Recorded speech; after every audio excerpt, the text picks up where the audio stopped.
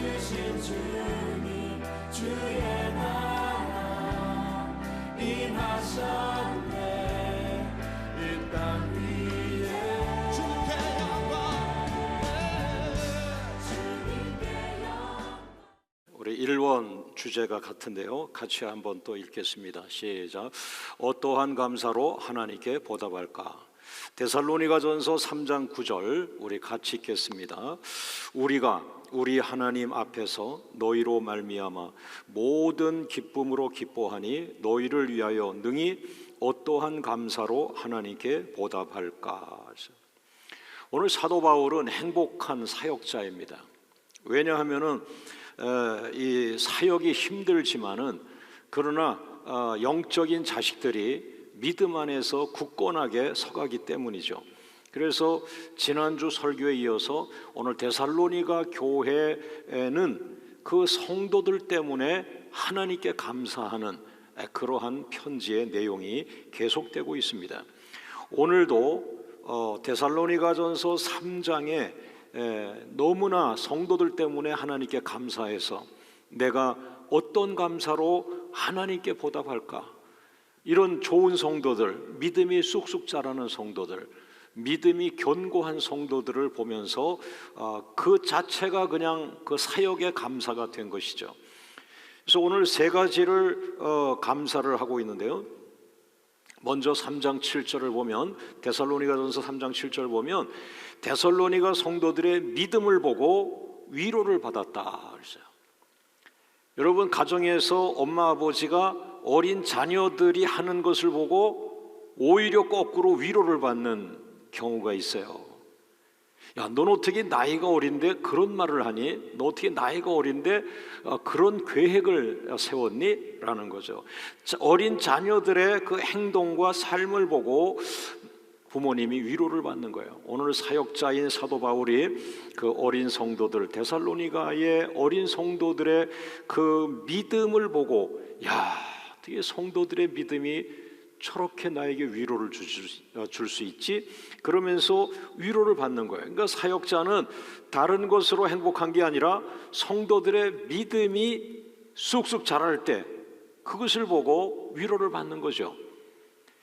두 번째는 3장 8절 말씀 보면은 그 데살로니가 성도들이 아주 확고하게 믿음에 굳게 섰다는 것을 오늘 말씀으로 증거하고 있는데요. 데살로니가전서 3장 8절 말씀에 그러므로 너희가 주 안에 선즉 우리가 이제는 살리라. 너희가 믿음 안에 굳건하게 서는 순간에 내 마음에 평안함이 왔다. 야, 이제 저 집사님은 이제 스스로 신앙을 살아갈 수 있을 만큼 말씀 앞에 굳게 섰다. 이런 그 확신이 오는 성도님들이 한 분 한 분 늘어날 때마다 사역자는 얼마나 기쁘겠어요. 바로 그 순간에 제자가 되는 것이죠. 세 번째, 데살로니가전서 3장 9절에 데살로니가 성도들을 통해서 감사한 내용이 뭐냐 하면은 너희로 말미암아 모든 기쁨으로 기뻐하니. 이 무슨 말이에요? 너희들만 생각하면 내 속에서 기쁨의 샘이 터져가지고 기쁨이 저절로 솟아나온다. 내가 스스로 기뻐하는 사람이 아닌데 너희들만 생각하면, 너희들의 그 사역을 생각하면, 너희들의 그 신앙생활을 생각하면 내 안에서 막 샘이 터져가지고 내가 딴 사람이 되는 것 같아. 내 안에 막 기쁨이 가득 찼어. 너무 행복해. 이런 것이죠. 여러분, 그런 분들이 있어요? 여러분들이 어떤 사람을 보았을 때 그 사람 때문에 여러분의 우울했던 마음이 막 기뻐지면서 기쁨의 샘이 터져서, 야, 저 사람은 내가 보기만 해도 막 마음에 기쁨이 막 샘솟는다. 여러분 가정에 가족들이 다 그렇겠죠. 그런 마음을 갖고 사시기를 바랍니다. 여러분이 교회는 하나님께서 특별하게 쓰실 것입니다. 성도님들은 우리 교회의 기쁨이, 성도 한 사람 한 사람이 우리 교회의 소망입니다.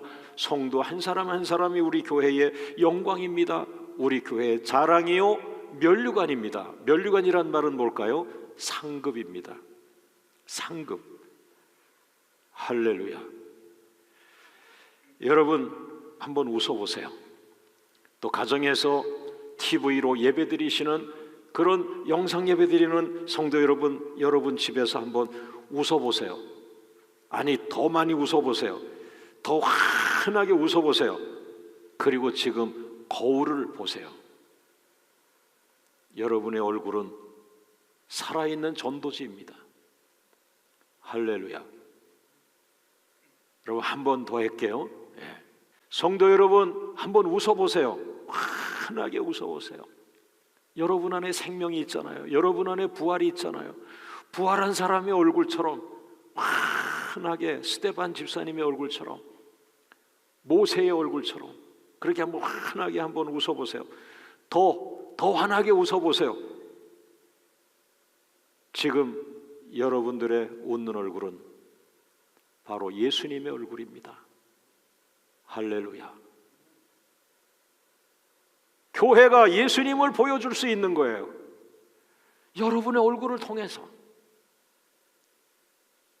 여러분의 얼굴을 통해서 성령에 충만한 그런 예수님의 얼굴을 보여줄 수 있는 것이에요.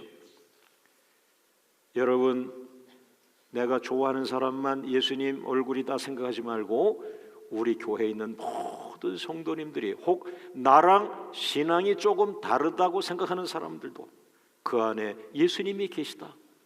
그 권사님 안에 예수님이 계시다. 그 장로님 안에 예수님이 계시다. 할렐루야. 할렐루야. 그래서 나의 가치를 다시 찾는 거예요. 나의 가치는 질그릇, 보잘것없는 질그릇 속에 예수님 계신 거예요. 내 안에 계신 예수님이 나의 새로운 가치입니다. 할렐루야. 자, 두 번째 같이 한번 읽어봅니다. 시작. 이제는 주님이 다시 오실 때까지 믿음으로 승리해야 한다. 자, 성경을 한번 봅니다. 데살로니가전서 5장 1절 2절 계속 이어서 읽습니다. 시작. 형제들아, 때와 시기에 관하여는 너희에게 쓸 것이 없음은 2절 말씀, 주의 날이 밤에 도둑같이 이를 줄을 너희 자신이 자세히 알기 때문이라.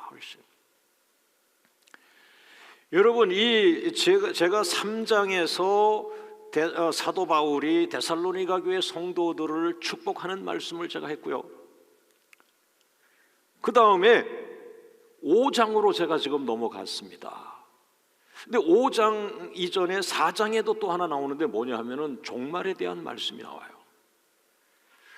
그런데 여러분, 종말이라는 말은요, 예수님 믿지 않는 사람들이 하는 말이에요. 우리들은 구원받았기 때문에 종말이라고 하지 않아요. 주님이 다시 오신다. 주님이 다시 오실 때까지, 이런 거죠. 그러므로 우리는 믿음의 사람이기 때문에 두려워하지 않아요. 왜? 이미 우리는 구원이 있고 이미 예수님이 우리의 죄를 사해 주셨기 때문에 우리가 받은 그 죄 사함이 언제까지 갑니까? 주님이 오시는 그 날까지 가는 거예요. 그래서 우리는 죄 사함이 영원한 죄 사함이 되는 거예요. 할렐루야. 오늘 하나님의 역사가 하나님의 주권 속에 있는데요, 왜 사도 바울은 데살로니가 교회 성도들에게 오늘 이 세상적으로는 종말, 심판이죠, 마지막 심판, 그리고 예수 믿는 사람들에게는 주님의 날이 다시 온다, 주님의 날이 다시 온다, 주님이 다시 오실 때까지라는 표현을 왜 쓰고 계실까요? 저는 묵상 가운데 그런 확신을 가졌어요. 아, 그렇구나. 사도 바울은 1장에서 성도들의 믿음에 감사했어요. 2장에서 성도들의 믿음에 감사했어요. 3장에서 성도들의 믿음을 아주 훌륭하게 칭찬했어요. 그러면서 이 사람들은 가능성이 있구나, 이 사람들에게 이 메시지를 주자라고 해서 확 점프해가지고 마지막 메시지를 주는데 뭡니까? 여러분의 신앙은 지금부터 5년 동안 부흥하다가 5년 후에 망하는 것이 아닙니다. 여러분의 신앙을 보니까 여러분은 계속 갈 수가 있을 거 봅니다. 여러분의 신앙은 언제까지? 신앙의 마지막 결승점이 어디예요? 신앙의 마지막 결승점이 있어요. 주님 다시 오시는 날까지. 할렐루야. 여러분과 저의 신앙의 마지막 골은 5년 뒤가 아닙니다. 10년 뒤가 아닙니다. 은퇴할 때까지가 아닙니다. 언제까지? 주님 다시 오실 때까지. 할렐루야. 이곳을 사도 바울이 데살로니가 교회에 말씀하기 시작한 거예요. 데살로니가 교회 성도들이요, 여러분을 보는 순간 여러분들이 신앙의 모델이 되어 주십시오. 여러분들은 5년간 부흥하다가 5년 뒤에 사그러지는 신앙이 아니라 여러분의 신앙은 주님 오실 때까지 계속 가주십시오. 계속 부흥하십시오. 계속 살아있는 모습을 보여주십시오. 그래서 믿음의 모델이 되어 주십시오. 할렐루야. 놀랍게도 데살로니가 전서, 데살로니가 후서 양 두 편의 편지 모두에 주님의 재림, 주님이 다시 온다고 하는 그 명확한 메시지를 주고 있어요. 따라합니다. 주님의 날이 다가오면 성도들의 신앙의 진가를 알 수 있다. 할렐루야. 같이 한번 따라합니다. 항상 기뻐하라. 자, 데살로니가전서 5장 16절 시작. 항상 기뻐하라. 여러분 그렇게 생각해 보셨어요? 이 말씀을? 항상 기뻐하라는 말씀은 좋은 상황에서만 기뻐하지 말고 나쁜 상황에서도 기뻐하라. 그런데요, 만약에 상황이 나쁜 상황인데 다른 사람들 다 슬퍼하고 있는데 혼자 이 말씀을 실천한다고 깔깔대고 웃고 기뻐하고 있다면 그는 좋은 모습이 아닐 거예요. 나쁜 상황에서 어떻게 기뻐할 수 있죠? 다 사람들이 지금 슬퍼하고 있는 상황에서 나 혼자 이 말씀 실천한다고 혼자 기뻐하고 깔깔댈 수 있을까요? 아니에요. 그것은 역행하는 거예요. 인간의 자연스러운 감정을 위배하는 거예요. 인간은 슬프면 슬퍼해야 돼요. 아프면 아프다고 말해야 돼요. 성경에서도 성도들이 슬퍼할 때 목자들은 같이 가서 슬퍼하라고 말했어요. 그런데 이 말씀 무엇입니까? 이것은 사람을 향한 말씀보다는 하나님을 향한 말씀입니다. 하나님 앞에서 항상 기뻐하라. 너의 상황은 고난이고 너의 상황은 슬프지만 그러나 기도 중에 내가 너와 함께 하리니 기도 속에서 너는 하나님을 바라보고 기뻐하고 안심하라. 그런 말이에요. 할렐루야. 항상 기뻐하라는 말씀은 하나님과 관계에서 이것을 해석해야 됩니다. 다음에 나오는 쉬지 말고 기도하라, 그것도 하나님 앞에서의 말씀이에요. 범사에 감사하라, 사랑과의 관계 이전에 하나님 앞에서 범사에 감사하는 거예요. 여러분, 신앙은 하나님과 나의 관계입니다. 하나님 앞에서. 스데반은 돌에 맞아 죽어가고 있습니다. 그러나 그의 얼굴은 광채가 났다고 한 것이 무엇입니까? 육체는 돌에 맞아 고통스럽지만 그의 영혼은 예수님을 바라보고 있습니다. 하늘나라 보좌에 예수님을 보면서 하늘의 영광을 보면서 하나님의 영광과 연합하는 모습, 그래서 그의 얼굴이 광채가 나며 그는 아프다 소리 하지 아니하며 육체의 고난은 별 문제가 되지 않아요. 그의 영혼은 예수님을 바라보며 천국분이 된 거예요. 기뻐한 거예요. 이 땅을 살아가는 그리스도인의 모습들이에요. 할렐루야. 하나님, 지금 나는 고난을 받고 있습니다. 그러나 그 고난 속에서 기도할 때마다 주님이 나와 동행하여 주시니 내 영혼은 기쁩니다. 하나님의 임재를 기뻐합니다. 두렵지 않습니다. 하나님이 함께할 것을 믿습니다. 오늘 예배드리는 모든 가정에 이 하나님의 영광이 그 가정을 가득 채워서 두렵지 않기를 원합니다. 영혼으로 주님을 바라보는 가정이 되기를 주의 이름으로 축원합니다. 성도들아, 너희는 어떤 상황에 든지 항상 기뻐할 수 있다라고 성경은 말씀하는데 주님 안에 거하면 되고요. 두 번째, 예수님처럼 성령으로 기뻐하면 되고요. 세 번째, 성령의 열매, 기쁨, 희락의 열매를 하나님께 선물로 받으면 됩니다. 여러분 안에 희락이 있어요. 희락, 성령의 열매, 희락이 있어요.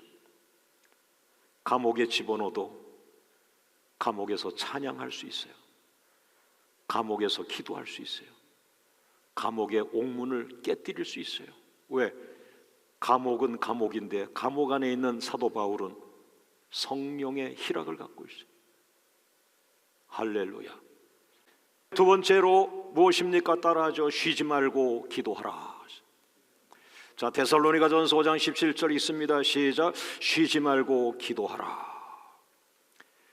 이제까지 이 쉬지 말고 기도하라는 것도 한 성도가 믿음으로 바로 서기 위해서 필요한 조건이라고 생각을 했지만, 쉬지 말고 기도하라는 것은 데살로니가 교회야 주님 오시는 날 때까지, 주님 다시 오시는 날까지 견딜 수 있는 것은 쉬지 않고 기도하는 거다.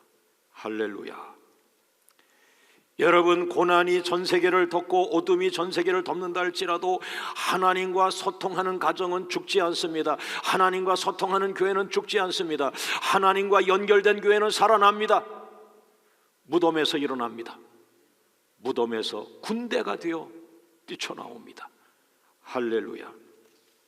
세 번째, 같이 따라합니다. 범사에 감사하라. 자, 데살로니가전서 5장 18절 말씀 같이 있습니다. 시작. 범사에 감사하라. 이것이 그리스도 예수 안에서 너희를 향하신 하나님의 뜻이니라.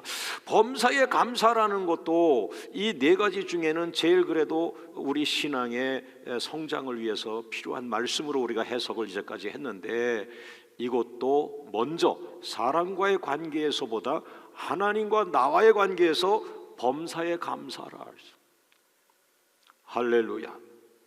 여러분, 범사라는 것은 모든 상황에서, 어떤 상황에서, 감사라는 말은 불평하지 말라, 원망하지 말라, 억울해하지 말라. 범사에 불평하는 사람들, 범사에 억울해하는 사람들, 다 평생을 억울해하며 살아. 아내가 있고 자식이 있는데도 억울하다. 그러면 아내는 얼마나 억울하고 자식은 얼마나 힘들겠어요. 남편이 평안해야 아내가 평안하고 자식이 평안하고. 그러므로 범사에 감사라는 말은 모든 상황에서 하나님께 감사라, 이런 말씀인데요. 왜 모든 상황에서 하나님께 감사라고 했을까요? 모든 상황이 하나님의 주권 속에 있기 때문이고요. 두 번째, 모든 상황을 주관하시는 분은 하나님이시고요. 세 번째, 하나님께서만이 우리들의 모든 상황에서 우리를 구원하실 수 있다. 할렐루야. 끝으로 하나 더 말씀하면, 성도들은 왜 모든 상황에서 감사해야 하는가? 하나님 앞에 왜 고난 속에서도 감사하고 핍박 속에서도 감사하고, 왜 하나님께 범사에 감사해야 되느냐? 따라합니다. 모든 상황 속에 하나님의 섭리가 숨어 있기 때문이다. 하나님, 왜 우리 가정에 이런 고난이 있어요? 왜 우리 가정에 이런 고난이 있어요? 왜 우리 가정에 이런 고난이 있어요? 라고 했는데, 한 주간 지난 다음에 하나님이 깨닫게 하시는데 그 속에는 이런 섭리가 있다. 고난 속에 숨어있는 섭리를 깨닫게 하시는 거예요. 우리 가정을 새롭게 하시려고 하셨군요. 우리 남편을 부르시는군요. 우리 기업을 세계 비전으로 열어주시려고 잠깐 문을 닫게 하셨군요. 여러분, 기업의 문을 닫았다는 건 뭐예요? 실직했다. 그러나 그렇지 않아요. 문을 닫았다 하는 것은 뭐예요? 더 큰 것으로 바꿔주시기 위한 순간입니다. 세계 비전을 받았거든요. 할렐루야. 할렐루야. 고난 속에서 여러분을 향한 섭리, 고난 속에 숨어있는 여러분 가족들을 향한 섭리를 깨닫게 되면은 누구든지 두 손 들고 하나님 앞에 감사하며 나갑니다. 예배는 무엇입니까? 감사하며 아버지께 나가는 거예요. 할렐루야. 오늘 설교의 마지막입니다. 주님 다시 오실 때까지 믿음으로 승리할 수 있는 길, 네 번째 마지막입니다. 따라하죠. 성령을 소멸하지 말라. 데살로니가전서 5장 19절 말씀 같이 읽습니다. 시작. 성령을 소멸하지 말며. 많은 분들이 설교 시간이 짧다 보니까 20분, 25분 설교에 맞추려고 이 세 가지를 늘 많이 설교했어요. 항상 기뻐하라, 쉬지 말고 기도하라, 범사에 감사하라. 이 세 가지를 초점으로 했어요. 그러나 아주 중요한 것이고 네 번째 나오는데, 이것은 성령을 소멸하지 말라. 여러분, 고린도 교회에 이 말씀이 있습니까? 에베소 교회에 이 말씀 좋습니까? 빌립보 교회에 이 말씀 좋습니까? 데살로니가 교회에 주셨어요. 왜 그럴까요? 왜 성령을 소멸하지 말라고 했을까요? 소멸하다는 말은 불을 끄다는 말입니다. 소멸하지 말라는 말은 뭐예요? 불을 끄지 말라는 뜻인데, 성령을 소멸하지 말라는 말은 뭘까요? 성령의 불을 끄지 말라는 거예요. 그런데 여러분, 퀴즈입니다. 주님 다시 오시는 날 살아남은 교회, 1번 성령 운동을 강하게 하는 교회, 2번 말씀 운동을 강하게 하는 교회, 3번 선교에 몰입해 있는 교회. 어떤 교회가 주님 오시는 날까지 살아남겠어요? 오늘 우리들의 숙제가 뭡니까? 10년 전에 컸던 교회가 10년 전에 그 도시와 인류 앞에 성령운동 하던 그 교회가 지금은 없어졌어요. 과연 데살로니가 교회가 주님 다시 오실 때까지 견딜까요? 사도 바울은 그 선물을 주기 위해서 네 가지를 말씀한 거예요. 할 수 있다. 항상 하나님 앞에서 기뻐해라. 하나님 앞에서 쉬지 말고 기도하라. 범사에 감사하라. 불평하지 말라. 그리고 마지막에 뭡니까? 성령을 소멸하지 말라. 그런데 왜 데살로니가 교회에 이 말씀을 줬느냐? 데살로니가 교회는 말씀 중심의 교회였어요. 말씀 운동이 일어난 교회였어요. 말씀을 하나님 말씀으로 받은 교회였어요. 그래서 우리는 말씀 운동하는 교회야. 우리는 말씀 중심, 우리는 말씀을 앞세우는 교회야. 우리는 고린도 교회와 달라. 고린도 교회는 성령의 은사가 강하게 나, 예언, 은사, 귀신 쫓는 거, 병 고치는 거, 많은 얘기가 나오죠. 그런 의미로 무엇입니까? 오른손 들고 성령의 불을 끄지 말라. 성령의 불을 소멸하지 말라. 성령을 소멸하지 말라. 성령을 소멸하지 말라. 오른손 들고 성령의 불, 왼손을 들고 말씀의 불.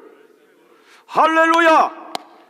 여러분, 성령께서 오늘 이 교회에 주시는 메시지는 무엇입니까?